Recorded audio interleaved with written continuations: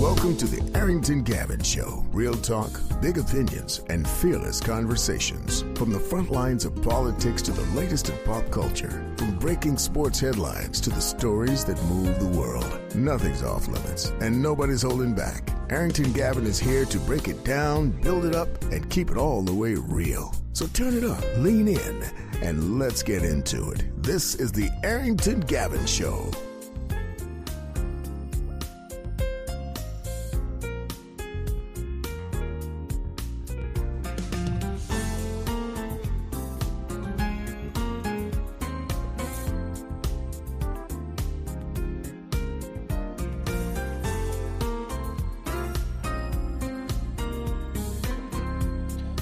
What is going on, family? What is happening? What is happening? Welcome to another great episode of the Arrington Gavin Show, your go-to spot for sharp insights, bold opinions, and unfiltered takes on the biggest stories of the day. Whether it's politics, sports, pop culture, or the latest buzz, look, we're diving deep and keeping it real. So do me a favor, kick back, stay informed, and get ready to join the conversation. Family, I hope you all are having a wonderful evening. Thank you so much for taking 1 hour of your time to tune into yet another great conversation here on the Arrington Gavin Show. I am your friend, your homie, Arrington Gavin, here to bring you another great conversation. I'm so excited because I have some special guests on. Folks I consider dear friends, a power couple who I always, they don't know this, but I always like to, take advice because I'm still in the baby stages, right? In the married life. My wife and I, we've been married for 3 years, and so we're always learning each and every day. And we learn from the friends that are also married couples, especially those who have put in a lot of years. So very excited to have on some dear friends on the show. My good friend Nick Halmond-Walters and his lovely wife, Miss Roberta Lee. Nick is no stranger to the show. Neither is Roberta. Nick, host of the podcast Life Recreated podcast, is also a mental health advocate. His wife is a country music superstar who has a career that's continued to rise and rise. She's doing awesome stuff. So please, after this show or either while you're listening, hey, support them. Support the podcast, support Miss Roberta Lee. She's all around the place touring. So I'm happy that I definitely got her on her schedule because she's now getting some rest here. So having to take some time out of her busy schedule to join the conversation. And also my friend Nick, my bro Nick. Shout out to Nick. But look, we're going to have a great time. We're going to talk about this is going to be kind of like a part 2. So a while back, I've spoken about the film Sinners, that is directed by the one and only Ryan Coogler. I don't even know if I can say his last name pronounced right. Coogler. Yes, Ryan Coogler, who has an amazing record, by the way, because I'm looking at his resume, Black Panther, and so many other great films. But Sinners has been just this film that's been dropping numbers. I'm talking box office over $300 million, and it's a great film, right? And so I wanted to get a part 2 with them because we normally would do like a date night, going to see a movie and all the above.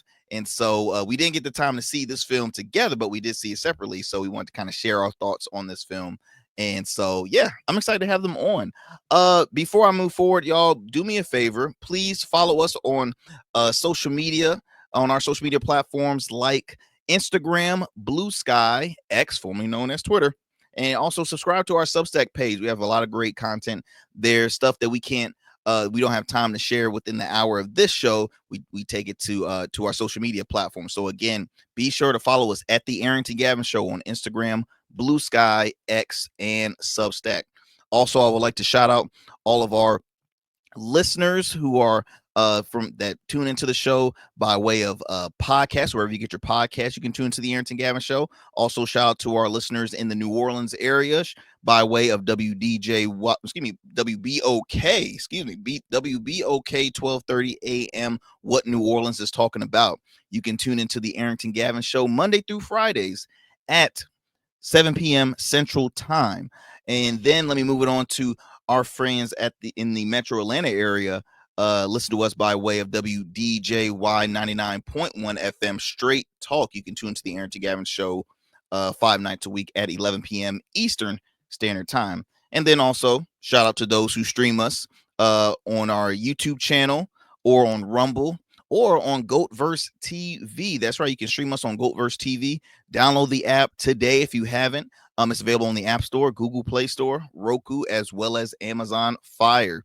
Want to shout out those platforms. Shout out to those who continue to support the Arrington Gavin Show. I hope you enjoyed our last episode with Mr. Alec Bastani. Alec Bastani again is currently a candidate for lieutenant governor for the state of Virginia. He is a progressive Democrat. We had a great conversation, and again, wish him luck on the race. I hope to get in contact with some more of the candidates that's involved in that primary race, and then also hope to get John Reed, who is I believe right now the Republican nominee for lieutenant governor, which there's some issues happening on that side as far as in the state of Virginia.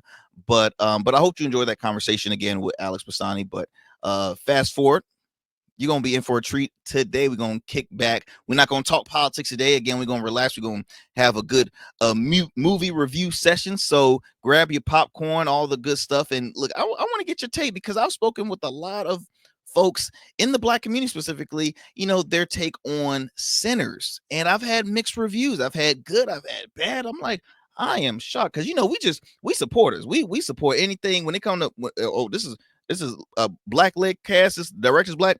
I'm seeing it. I don't even like scary movies. I'm gonna see it. So, but we're always gonna be honest when it comes to our review and our opinion on something. So again, I'm very excited to chopping it up with some friends of mine. So look, my friends, we are gonna head to a commercial break. But before I do that, I would like to throw in our fun fact of the day, something we love to do here on this show regularly, just before we get going with our headline stories. So being that we're going to talk about Sinners, I decided I think it would be good to know some fun facts about the director Ryan Coogler. So did y'all know that Mr. Coogler was the youngest Marvel director at the age of 31? He became the youngest person to direct a Marvel film. And out of all the films, guess what film it was? Guess what film? All right, I'll tell you. Black Panther in 2018. Out of all the Black Panther, in my opinion, now I might be biased because I'm not like a Marvel fiend like majority of the world. I'm in a small hole, by the way, when it comes to Marvel. I don't know the orders, I don't know that stuff, but I have seen Black Panther. And I remember at the time when Black Panther was out, you had to reserve tickets to see Black Panther. Like it was so busy. I'm like, am I really like planning a reservation at the movies? Really? And that's how successful it was. And still to this day, one of the highest grossing not just Marvel films, but films. Okay. And it's a amazing series of that's because I think they made 2 so far. They're on their way making a 3rd, and very successful. So again, youngest Marvel director ever, Ryan Coogler. So shout out to you, boss man. All right, y'all. We're going to take a quick commercial break. Don't go anywhere. You are tuning into the Arrington Gavin Show. We'll be right back after these commercial breaks. Every man has a story to tell. Your ambitions, your achievements, your legacy. Your suit should reflect that story. Crafted precisely, designed for impact, and tailored exclusively for you. We work with only the finest fabrics, luxurious wools, silk, linen, and blends from world-renowned mills in Italy, the UK, and India. These fabrics are the foundation of custom suits that exude elegance and stand the test of time. But a suit isn't just about fabric, it's about fit, and it's about confidence, and it all starts with you. When you work with me, you'll receive a personalized consultation, whether in person or over Zoom. Together we'll explore your vision and discuss your needs.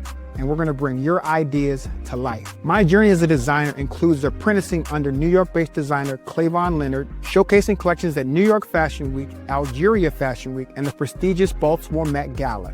That experience is what we bring to every suit we create. From weddings to corporate events and everything in between, we specialize in crafting one-of-a-kind suits for life's most significant moments. Dapper Luke has been recognized as one of Baltimore's best menswear in 2023, and I was honored to be one of the 10 designers selected for the prestigious Baltimore Met Gala. With over 900 satisfied clients, we proudly serve Virginia Beach and Baltimore, bringing world-class designs to these incredible communities. We don't just make suits, we craft confidence. Your suit will fit your body, your style, and it will tell your story. Book your free online personal consultation today. Visit www.dapperluke.com. What's up, y'all? Welcome to And we still in traffic. I don't look familiar, do I? Not in this seat. Hey, what's that you listening to? Here to host today. Hey, turn it up. With me? Yeah, this that new Goat Verse app. I got you. So y'all want to know where the goats are? They're off on the sidelines. Looking for fresh, relevant content wherever you go? What was the name of that he said? Introducing GoatVerse TV, Goat Verse, that's what it's called. the free streaming app that brings you the best podcasts, current events, and thought-provoking opinions all in one place. Download it now from the Apple Store or Play Store. In Goats, we trust. People age 65 and older are at high risk of injury, especially from falls and car crashes. But older adults can take steps to stay safe from injury and be independent longer. Tell your doctor if you have fallen, if you worry about falling, or if you feel unsteady when standing or walking. Learn more about preventing falls and aging without injury at cdc.gov/stillgoingstrong. All right, family, welcome back. Welcome back to the Arrington Gavin Show. Without further ado, as I mentioned, I have some special guests on the show with me today. My good friends, we have here. Let me go and bring them on. There we go. Look at the beautiful couple. We have Nick and Roberta. Nick Halmond-Walters, host of the Life Recreated podcast, mental health advocate, and then his lovely wife, Miss Roberta Lee, country music superstar. Thank you so much, my friends, for being on the show. How y'all doing? What's going on, bro? Good. Thanks for having us. Good, man. No, everything is going great. Everything's going great. Well, look, for one, I want to kind of reintroduce you all, as because I've had y'all on individual. I haven't had y'all. This is the first time. This is the first I had y'all on together. Right, the power couple. This is the first time I had y'all together. If before we get with our powers combined, there you go. Our powers combined, right? See, y'all, I'm gonna try and make it through this show. I'm gonna try and make it through. Yeah, that's what happens when you got friends on. It's late, man. You know what I mean? It's getting kind of, I forgot. Yeah. It's a little age. It's a little age, guy. I forgot y'all love that. I forgot. He said, "Shoot, what time is it? It's a school. It was a school night." No, man, but no, for real, y'all. Y'all been busy. Before I want to get going talking about this film, man, want to share a little bit about both your platforms. For one, you are both very successful, very busy. How do y'all juggle it as a couple? Because I shared it at the beginning of the show, like I always admire and I do behind the scene. I don't see me, but I learn amongst my friends, especially couples that have been doing it for 12 years, 15. Okay, sorry, I'm sorry. I was off three. Yeah, for 15 years. What advice could you give the couples out there that are juggling, and your parents too, by the way? You have two lovely children. But how do y'all juggle the schedule, the this, the that? I know, Roberta, you travel, a lot. Nick, you're doing so much, and you're currently currently working on getting your master's. So I know it's a lot happening. Yeah. Any advice you can share for our listeners who are couples or newlyweds? I would say my take on it is don't be afraid to have hard conversations. Like, I think that was something that me and Roberta, even in the beginning of our relationship, we started on having like hard conversations, right? Mm-hmm. Like, let's sit down and like hash this out. Like, you see the world a different way, or the way something needs to happen. I see it a certain way. But instead of me trying to like force it on you, let's just have a hard conversation about it and then get a better perspective. And I think that's what we've done. Like you mentioned, like, Roberta's been on the move with music and we've been, working together as a team on that. But a lot of that was some really hard conversations that we had to like hash through. and figure out, and then set boundaries around, to protect each other. You know what I mean? So absolutely. I don't know what you say, so you want to add anything to that, Roberta? Yeah, I was gonna say, I think a lot of being intentional has helped us a lot throughout our 15 years of marriage. We've always pursued each and every dream, each and every goal with intention and clarity on it. Instead of, I don't think the entire time we've been married have we ever just let life happen. Nah, when we first got married, it was like a plan. I sat down. He sat down, and I was like, "What?" Go ahead. I'll let you say. No, you do. I'll let you say. I was impressed. That's such an old man thing. I'm gonna sit down right here. Look, we're gonna get this together. We sat down when we got married, man. Like, we got married and we sat down and we were at the dinner table and I had like some index cards. I said, "Hey, where do you see yourself in 5 years? Like, we need to figure this out." Like, and so I was like, "Let's write it out." And so we've just been doing that ever since. Crazy about that first time. I remember you wrote that you wanted to have your own business. One of the things that you wrote was have your own business. And one of the things that I wrote was getting my master's degree. And within the first 5 years of our marriage, he had his business with pressure washing. Yeah. And I had finished my master's degree right after I had Vanessa. Yeah, right afterwards. Wow. His leadership, like, we've always been just kind of intentional about all the moves that we made. And so I don't want to leave stuff to chance, man. And I don't think you should even in a relationship, like, I don't think like we've ever like sat there and said, "Oh, let's just leave this up to chance." Like, no, let's figure this out. You're saying everything should have a plan. Everything should be prepared and not like just taken off guard. Is that what you're kind of? Well, an intention. You know what I mean? Like, the plan ain't always gonna work. I like what Mike Tyson said, right? Everybody's got a plan until you get punched in the face. So it's like, got a plan. Everybody got a plan until you get punched in the face. Boy, did he learn his lesson recently? I know, right? Yeah. So just the intention. I feel like the intention. Yeah, I think having clarity about our purpose was a game changer too, because there was a lot of times, some of the tension, for example, when I was working full time. I was a teacher. I believe I was a teacher for the time being, and I learned a lot from that. But there was that was also a time when I was ready to do music, and I would just come home. I'd be cranky. I'd be, I wasn't living in my purpose. I wasn't living in my truth. And so that started to spill out in the home. That started to spill out in the marriage, and then the kids and stuff. And I would come home and just crash, right? I don't know if anyone listening has ever taught high school before, but 2 o'clock, 3 o'clock in the afternoon, you get home, and I would just crash out. And I wasn't able to be the best version of myself for our marriage. But when we decided, when I decided to go ahead and pursue music and live in something that made me very happy and that I was excited about, it was like, okay, we're going to figure this out. And the same thing happened when Nick started to pursue his mental health journey and going to school. It's like, okay, we are both doing something that we really love. So we're going to make this work because this is exactly where we want to be. Yeah. See, that is so awesome, because I'm always continuing to learn. I mean, like, I think Nick mentioned in the beginning, it's you in marriage, you're not meant to have easy conversations 24/7, right? I've always shared to folks on this show, life is about being uncomfortable. Yeah. I mean, that's how you learn, right? You fall down 7 times, you got to get up 8 times. Everything's going to be a learning experience.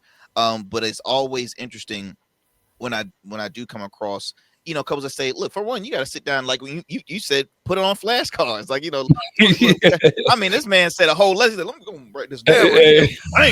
All right.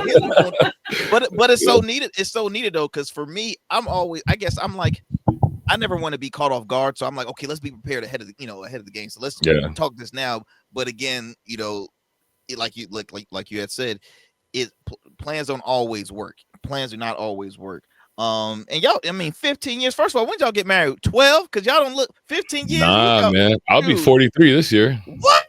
Man, y'all yeah. exfoliate. That's what that is. That's what it is, man. But that goes back to the intentionality. I think, we didn't mention it, but like something that we do every year is this thing where we work on our 5 equities, right? And one of them is fitness and like taking care of ourselves. And so we'll sit down and we'll say, all right, how are we going to do this year? You know what I mean? Are we going to, like this year we started lifting weights together. So we've been doing squats and benching, and you know what I mean. And I was like, all right, let's do this whole year, but be intentional with it. That's awesome. That's awesome. Well, I wanted to throw in some, I wanted to receive some advice, especially for our listeners, because look, it's always, we always, us, newlywed couples, we always need the assistance. We always need the added, help and advice, and it truly helps. I truly appreciate that. But look, let's get it going. Let's get it going with some fun stuff, y'all. So I do want to discuss. So this film recently, Sinners.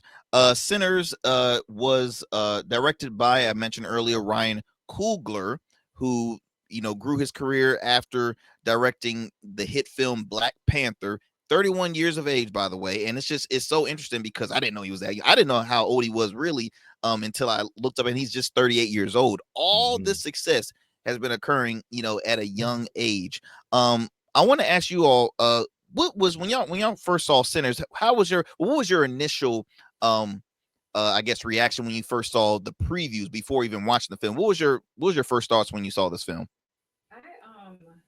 I saw the previews, and I'm not a horror. I don't do horror. I don't do blood, none of that. And so when we saw it, I was pleasantly surprised to see music take the center stage. That music was the centerpiece.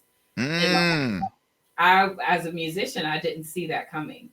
And so it was hard to pick up with the previews, but when we saw the movie, and I made the on the whim decision to see it after I kept seeing people online that I follow. They're like, man, Sinners was 10 out of 10, y'all. Sinners, I'm like, everyone's saying it's so good. We're good. And Ryan Coogler, Michael B. Jordan, like, yeah, I mean, they could just have my money. I'll just go see it just for the sake of that. But I was pleasantly surprised to see music being the centerpiece of the film. I honestly had no idea what was going on. Like, you know what I mean? Like, I didn't look at the preview. Like, bro, Nick has always been that person that just is so like earthy. Like, Nick is like, I just go with earth. I don't watch it on TV. I'm just in a hole. I'm not. Have you heard of Sinners? What's Sinners about? Yeah. And I was like, all right, cool. I didn't even see the trailer. I don't think I even saw the trailer before. This man didn't even see it. Wow. Yeah.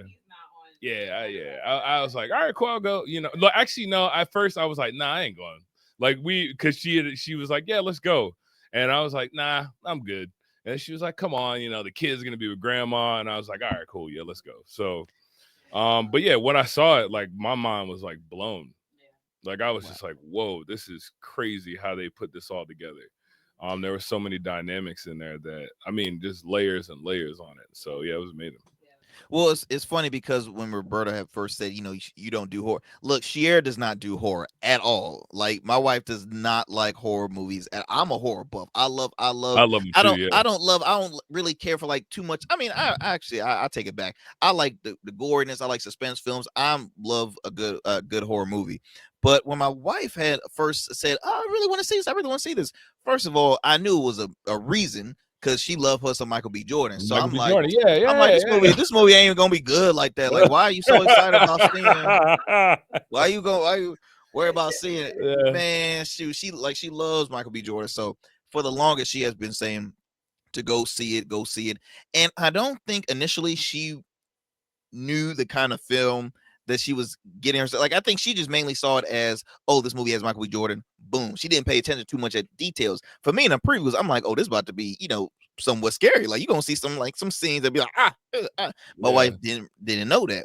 So that then and then I was like, okay, I kind of know what I'm gonna see. But again, to add on to what you had said, Roberta, when you started to receive folks saying, oh my gosh, 10 out of 10, you started seeing the responses, the reviews and stuff.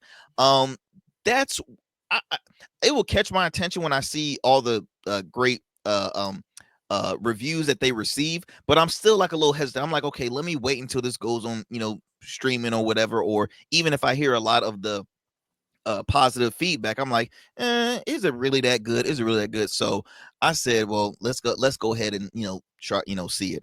And I thought it was interesting. I thought it was creativity wise. I thought it was very well. Okay, I done skipped over the question.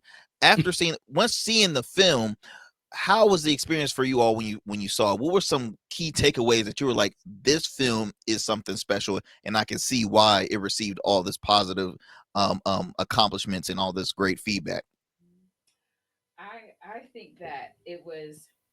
I was telling someone because I took our daughter to get her hair done the other day at my hairdresser, and I asked her, I was like, "Have you seen Sinners yet?" She's like, "No, thought about it, kind of, sort of, and going back and forth." And I told her, I said, "Do you remember growing up and seeing movies like The Color Purple or Friday or just black movies, right? Like just unapologetically, that's ours, And I was like, I feel like that's one of those movies this year and this era. Yeah, good call. It was unapologetically black, of course. The black humor was just chef's kiss, like the things that you get, like even when Remick like rubbed his hand, he was like, "Oh, it's because we're," it's just like, like things like only a black only black folks can catch that, right? Yeah. Look, white people, I love you for tuning in and always support the show. But I know y'all probably said, does he have a rash? What is it? Right, like, why did he scratch his? He's got something in his hand. What does that mean? What does that mean? Call my closest black friend. Hey, what does this mean? No, I'm joking. There were so many, like, the opening scene when we meet the Smokestack twins and the guy's like, "Oh, are you guys twins? Nah, we cousins." Like just the smart mouth, just the black humor was just there. Well, and to not to cut you off, but this, and I forgot to mention just a little background for those who are unfamiliar with this film, Sinners. It's set in 1932 Mississippi, home to an open let's see, it follows two twin brothers played by Michael B. Jordan, which that was the first for me ever seeing him play two different roles because he played twins, and so that already showed his talent, his true talent, because he had to literally play two different roles. Then it shows them returning. The film shows them returning home to open a juke joint. It's so funny because for the longest I used to think it said juke joint. When people say juke joint, I never knew it was a juke joint. Yeah, juke joint. Learn something new every day. You learn something new every day. Only to comfort a sinister supernatural force, blending elements of horror, music, historic drama, and since then, obviously it explores themes of racial tension, cultural legacy, as what you were speaking, Roberta, as far as it was black, just the little comments and everything.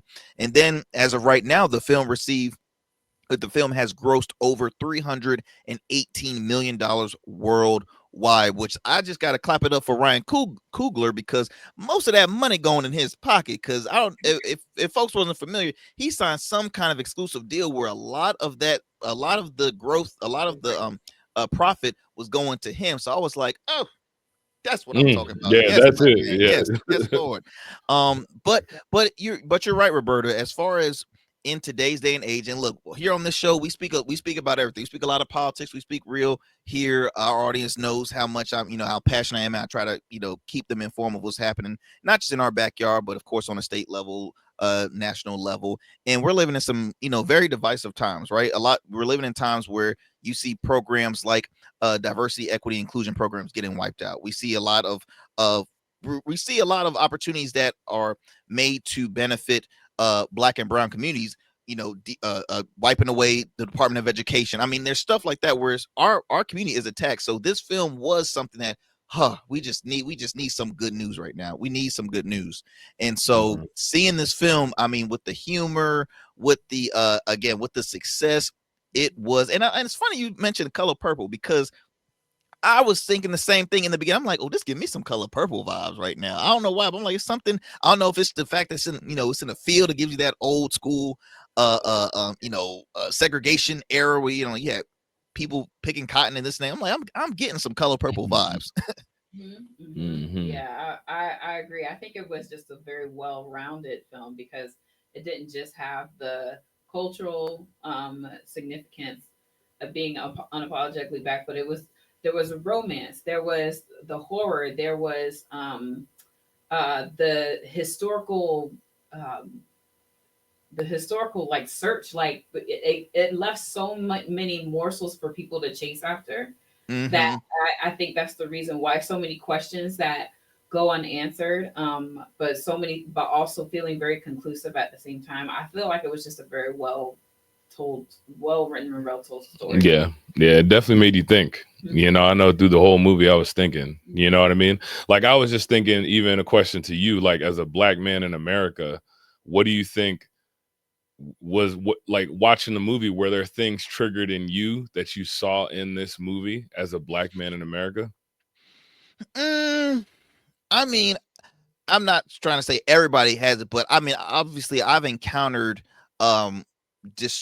discrimination, but not as aggressive. Like, I mean, you'll see little I've been encountered so many times, you know. I remember when I was in high school, middle school. Oh, Arrington, you sound white. Like, you know, just I got that too. I got that growing up too. Yeah. It's like little things, and You're I'm an trying Oreo. Like, what the heck does that mean? I don't get that. So it's like, it's little things like that.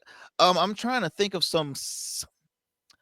Well, nothing triggered, but there was a scene where Michael B. Jordan had he paid a little girl to watch his truck, and he said he was gonna give her like I'll just say 20. I'm forgetting the exact amount, but 10 cents a minute. It was like 10 cents a minute, and then he was like, but now you got to negotiate, and so I'm gonna charge 10 cents. What about 50? He's like, deal.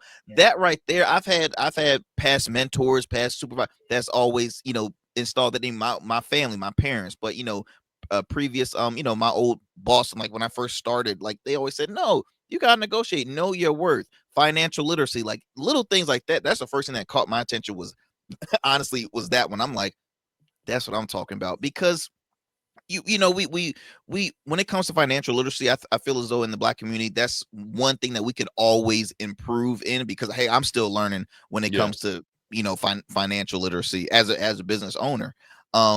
Man, I think that was probably the one. It wasn't too many triggering points. It was just good key moments. That for one, maybe was a great moment. Maybe triggering wasn't the best word I used. Yeah, you know what I mean? Like maybe just kind of, like, I mean, I relate like relatable things that I've gone through. I mean, there was entrepreneurship in there. There was a lot of different things that they had. Yeah, I mean, that one, that was really like one of the biggest ones. It's different. Someone had a very interesting take about that totally shifted my perspective on that particular scene. Right? So if you remember that scene, he walks up to the little girl, and do you know what she was playing with? What she was holding? She was holding a white flower. Okay. All right. He walks up to the scene, she's holding a white flower. And then he negotiates with her. And then after that, he goes to the Chinese grocery store, and then he negotiates with them, and he sees white flowers, right? And says, give me those white flowers. And what does he do with those white flowers? He puts them on the grave of his baby girl. That's right. Oh. Yeah, that's it.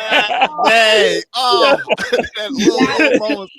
That scene of him with the little girl was supposed to be a picture of probably what he would have been like if he was a father. Oh, man. Yeah.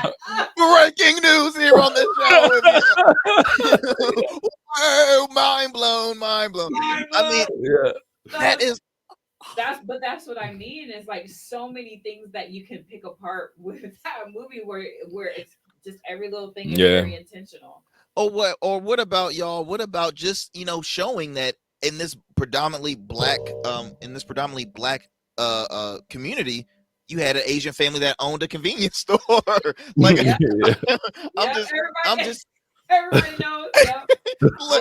Everybody got that. And she held her own too, by the way, because I won't mess with them. That's the thing. She held her own. She did. I grew up in our neighborhood, and that it was called Brown. It was Brown's. It was owned by it was black owned first, and then they sold it to a Muslim family. And so they've been there my entire childhood. And the other day, I was walking. I can't remember where I was going. I think I was I don't know why, but you had the car, and I was like, I'm gonna just walk. You know, I'm just stroll through my old neighborhood, whatever. And I said, I'm going to go to Brown's. And I remember when I was growing up, they used to sell pickles.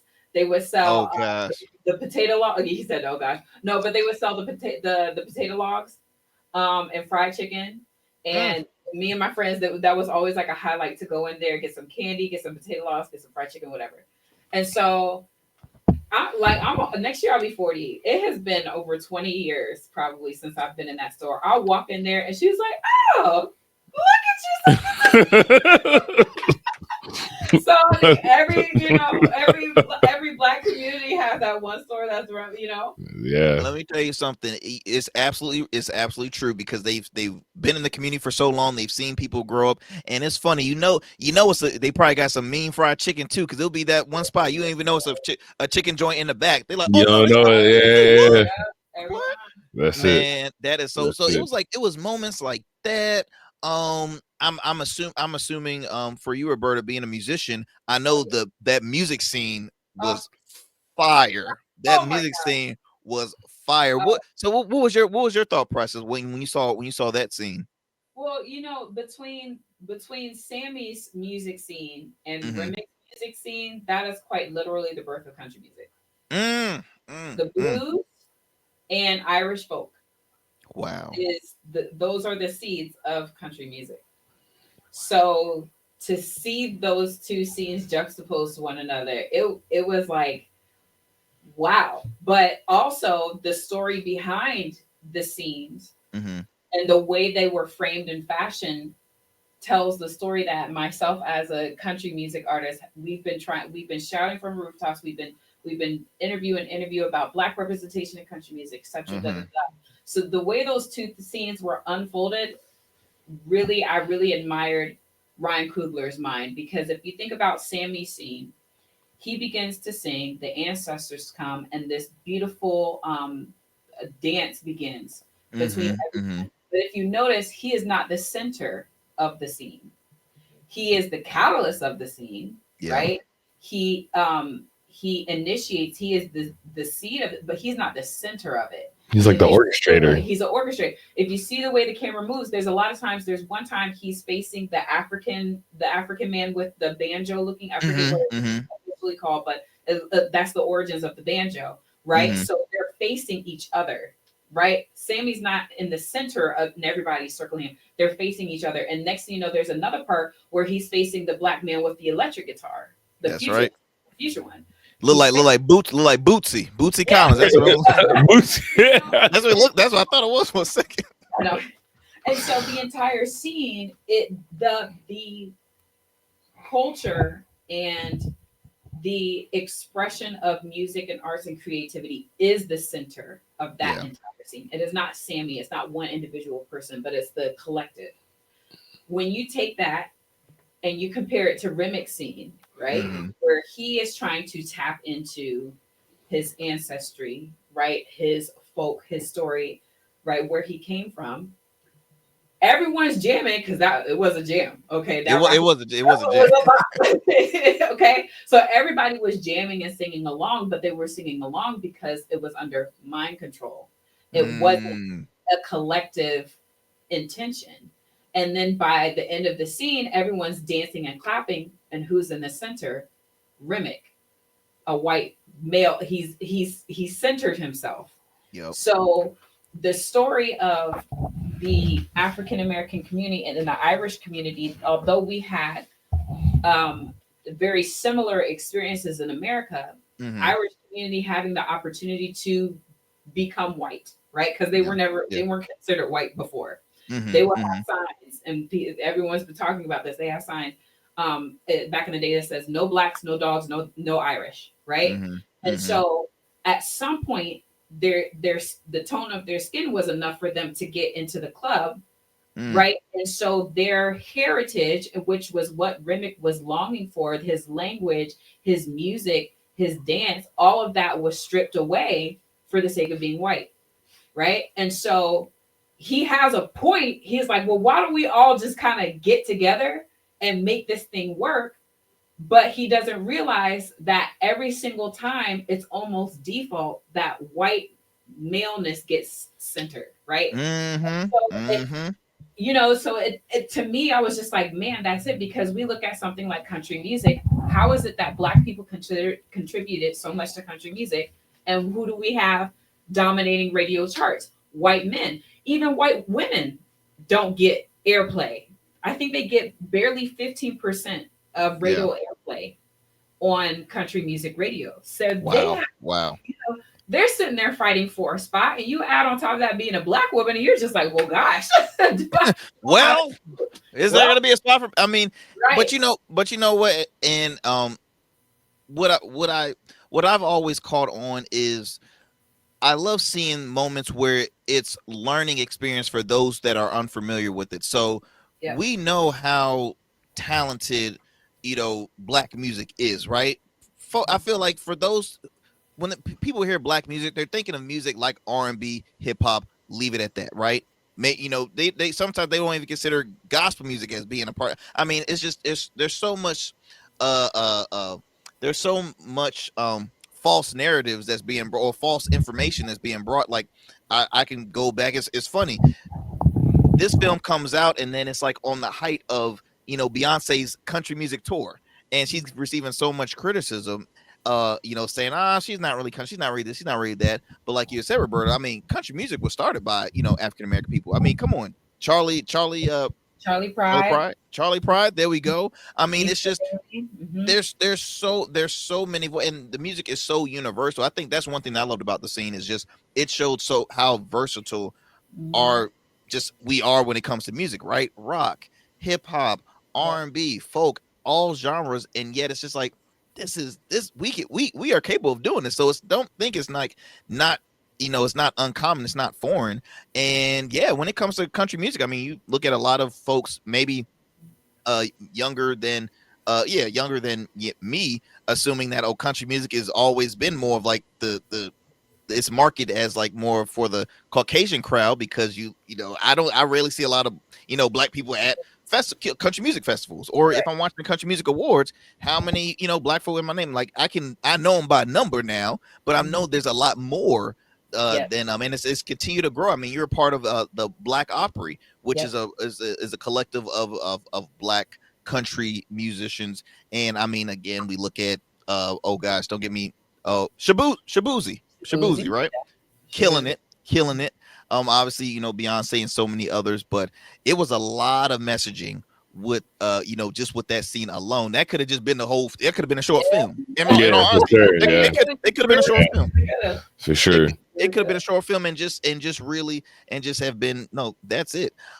Nick, I want to ask you, with this film, again, we're talking, as far as current time, would you look at this film as I don't know, related to previous film, or just this one right here is a film of its own, and this now you're gonna start seeing possibly other creators say, ooh, we might need to gravitate to maybe continue this narrative? Because I've always kind of been critical of new movies kind of recycling the same themes, and I'm like, that's why I sometimes my wife and I, we go to movies for just a date night, right? Just for the experience. Because most likely I'm like, look, it's about to be 30 minutes of previews.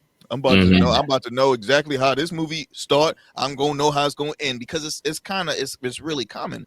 But this film, it had so many elements in it that I look at it as, this is really like, this is great for our minds. I kind of go back to the question for you is, do you see this as really waking up a lot of doors for new creators, or just new ideas, kind of like in the film space, in the film industry? Yeah, I think so. I mean, look at when we, even in just this conversation that we're talking about, right? Like, think about all the layers that he was able to get in this story, but it wasn't based off of, I mean, there was some fiction to it, but there was a lot of historical things that he was layering into this. And I think that's why it's hard to even say, like, can people replicate this? I don't think you can. You know what I mean? Like, just because, like, we're talking history, we're talking about how you weaved all of this in, that you know what I mean? Like, it would be so hard to replicate it.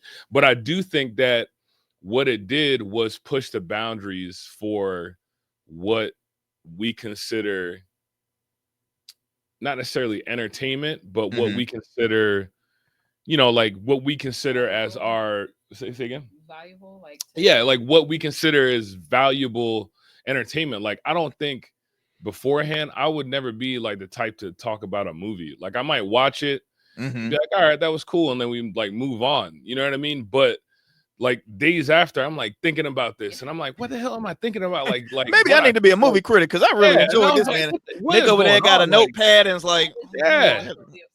And I'm not usually, you can ask Roberta, I'm not usually like that. I'm like, that was cool. Like, yeah, we move on. Like, he's gonna make another one. Like, you know what I mean? But for the most part, I was just like, what's going on? So I think that when you ask that question, I think that opens up the door to helping people understand, like, look, you can push the boundary on this and really explore some I think it explored a lot of territory we ain't never really seen.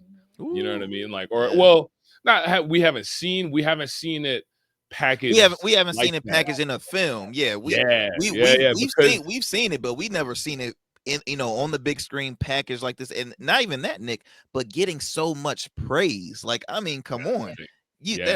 I'm just saying, over 300 million and growing. Now I know we can pack a lot of support in the Black community, but that ain't just Black people that love this movie. Yeah, you know, right? So I'm just saying, like, that's the impact is really, really like it's massive. Absolutely. And I think it speaks to, like, there's constantly, because even when we talk about, I talked earlier about Black representation in country music.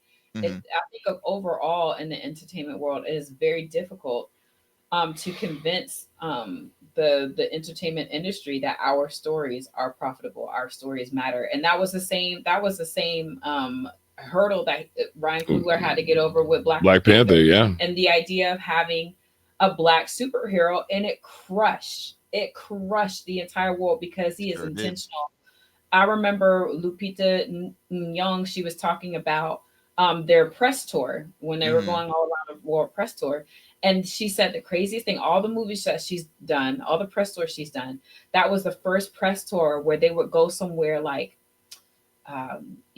China or the Philippines or somewhere, and the press would come dressed in their garb, in their traditional garbs. Whereas before, like, everyone kind of dresses like this Western basic,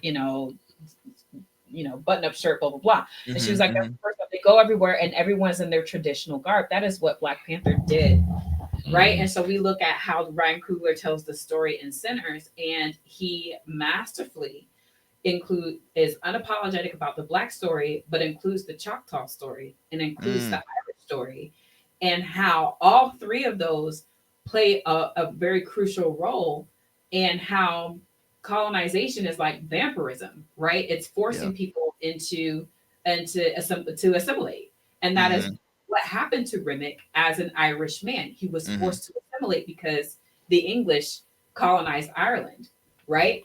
And so what he doesn't realize he's doing is he's continuing that cycle, right?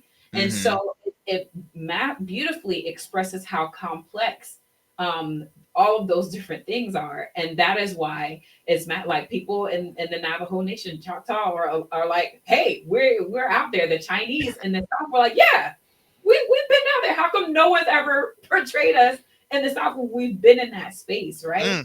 The Irish and like the trends that started taking off with the Irish after that. Now redheads are Black and etc. Like all sorts of I mean, like, but it's because of the intentionality of including all of those stories. You just have a gift that keeps on giving. Like, it just goes and goes and goes and goes. But also to add to that, what it also did too is it forced us to learn the history behind it, right? Like, and that's what I mean by packaging it in a way, like, because I think we're at a point in like just life where we're so like over, like we have so much entertainment, bro. Like, it's like it's insane. You're swarm. We're like We have numerous of streaming services. We have, podcast galore. Yeah, it's a lot. There's so much content thrown at you. It's like, oh man, I'm losing my mind here. Exactly. I mean, and even you mentioned it too. Like, you go to the movies and you know what you're gonna expect because you know, like, all right, I'm gonna get entertained for this hour and a half, and and then we're done. But in this case scenario, it was like, hey, I'm gonna give you entertainment, but it's gonna force you to be like, why did he put this in here? You know what I mean? Like, why the Irish? Like, why were there Chinese people with a store in the South and no white people were buying them? It just shows, in my opinion, what Ryan did was he saved the movie industry. And what I mean by that is, for me, all I see is sequel this, sequel that. They're talking about making the final Mission Impossible movie. They talking about making a fourth freaking Bad Boys movie. They talking about How doing many another times Fast and can you Furious movie. rewrap it, bro? Like that, and that's the thing. I'm just a stickler. I'm like, I think all films should have no more than 3. Really, just keep it at 3. There should not be no 10, no freaking 5. Fast and No, Furious. I'm sorry, but Bad Boys, the dye is looking too dark. It's too jet. All right, the joints is showing. Okay, they can't do it no more. They can't. But like you said, Fast and Furious. You're killing. What are we doing? Yeah, I think the movie industry and entertainment industry is just trying to play safe. They are trying to stay profitable, and so it's like a dog kind of chasing its tail a little bit, because people pull back from going to the movie theaters, right? You have something that happens like COVID, and it kind of puts a damper on the movie theater experience. True. And so they're like, oh, well, how about we up the ranks when it comes to sequels, and hopefully that'll get people back into the theater. And then it's like, well, people are tired of seeing you sitting here reheating the nachos. Like, we don't want to the point it's real flimsy. Like, this is old. Right. We can't know. Right now, you're repeating the same exact stories over and over again. And they're like, well, that's a guaranteed sale, though. Like, guaranteed. Like, I just started hearing like they're planning on like re-releasing old stuff. They are. Yep. You know, so I feel like there's just a lot of playing it safe. This is what the market knows is to be profitable, and that is the complicated dance between creativity and business. Very right? True. Because creativity as an artist, and I was listening to Maya Angelou and James Baldwin, an interview with them, and I can't remember who asked who, if she asked him or if he asked her, like, as an artist, is there a point of success? I think he asked her, and she was like, no, because if you think you're successful, you're not an artist anymore, right? If you think you're successful, you're not an artist anymore, because once you reach a point, if you call something success, right, and you reach that, then as a business, you're going to want to repeat that. But an artist is supposed to take risk. An artist is supposed to tell us a new story, is supposed to look at something at a new angle and create. And so that is kind of the complex dance that the music industry, entertainment industry has, is that it is art. And art is supposed to take a risk and tell a story. And instead, they want to play safe and keep a profit. And it's very hard to have both. Very true. One last question I want to ask before we close this conversation, fam.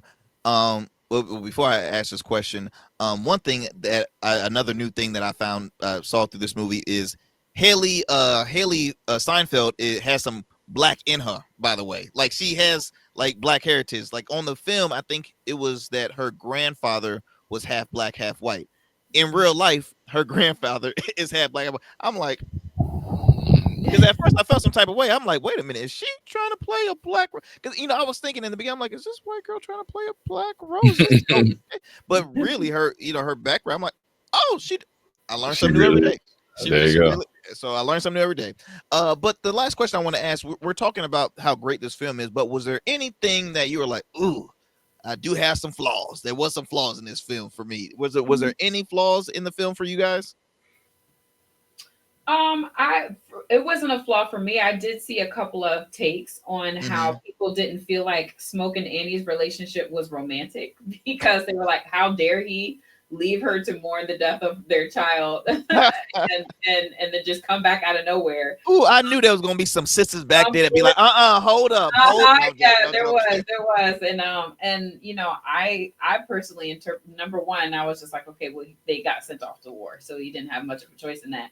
But again, being able to pick apart the movie a little bit, and something I wanted to tap in, Nick and I kind of talk about when it comes to men's mental health, is that I'm putting all these pieces together, and we know that Smoke is responsible for taking his dad out because his dad was beating on his brother, right? So we know that Smoke performed a very extreme act for the sake of protecting his brother. And so I feel like a lot of times in childhood, we have those kind of canon events in our childhoods that define who we are. And so for Smoke, that moment defined him as a protector, right? I don't know how young of children they were, but that was a defining moment. He is a protector, right? True. And so when we look at the end of the film and he's fighting his brother, you know, he says, "I'm sorry I couldn't keep you safe," right? And so we know this. This is a internal, what do we call it? Internal tension. Yeah. It's external friction. Yeah. Is what something that we started to develop in Life Recreated, that people have these internal like clocks, these internal tensions, that these belief systems, right, that are very important to them, that their childhood experiences have created. So this is his internal tension, is that he's a protector. He's a protector. He protects. So if you see his life unfold, he has numbers of experiences that reinforce that idea. Like, for example, going to war and having each other six, right? You go, I'm protector, protect America, protect democracy, blah, blah, blah. Well, if we take a picture of the happenstance with Annie and his baby girl, he had no way of protecting her. Whatever was wrong, whatever went wrong, it was outside of his own power of protecting. And I was trying to explain in the conversation, I said, I think that's why it was so hard for him to go back, because that internal tension is like, I'm the protector. How come I did not protect the most innocent person in all of this, right? And so I was like, I feel like that is the reason why it was so difficult for him to go back. Absolutely. It's hard to cope with that. Yeah, it's hard for him to cope with that. And Annie, she's the spiritual protector, right? So all those different like dynamics. And so when people kind of brought up like that, everyone thinks that's romantic. Absolutely not. I'm like, look, we're talking about 1930s, okay? Men were in and out. Like we ain't had time to be romantic in the 30s. There was just a lot going on. You know, it may not have been perfect, but it was something that I understood. And so it was something that was very intriguing to me on the mental health aspect, because if we look at Stack, he laughs his way through everything. He's smiling his way through everything. Man, you know, Nick, so, I'm gonna have to bring you back on it. We don't have to have a conversation about that. Laughing through your pain. Oh my goodness, that girl just got me started on a series. Ooh. Yeah.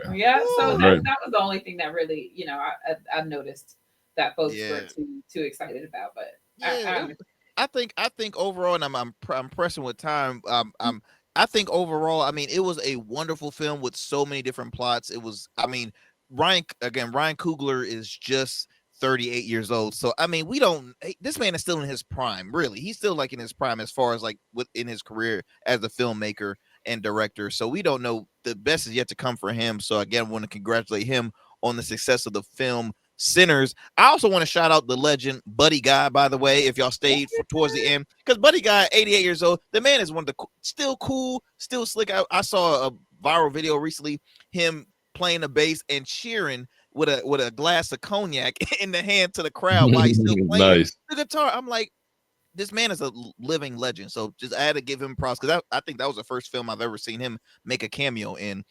So shout out to Buddy Guy. I do want to shout out again my lovely guests, the lovely power couple, Nick Halmond-Walters and Roberta. Nick and Roberta Lee, country music star. Before we leave, anything you guys got going on? Any upcoming shows, Roberta, Nick? You got any upcoming episodes of Life Recreated? If you want to share before? No, not anything. Well, we've been actually talking about starting like a focus group based on what we were talking about in the beginning, right?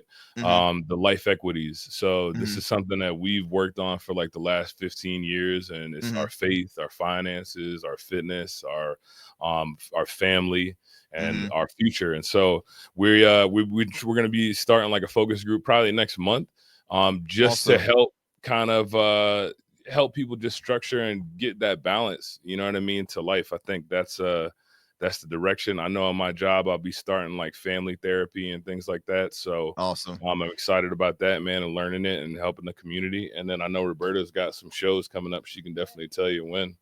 We got I got Harbor Fest. Harbor Fest, yeah, she'll be performing at Harbor Fest, yeah, coming up. Wonderful.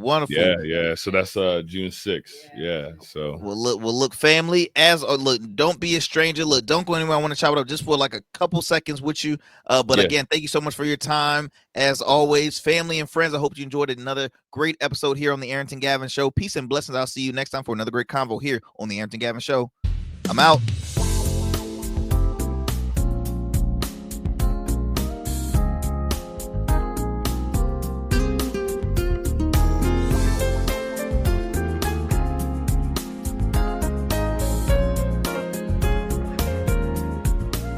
That's it for tonight on the Arrington Gavin Show. Thanks for tapping in and keeping the conversation alive. Don't forget, stay connected with us on all platforms. Follow at Arrington Gavin on Instagram, Blue Sky, and X.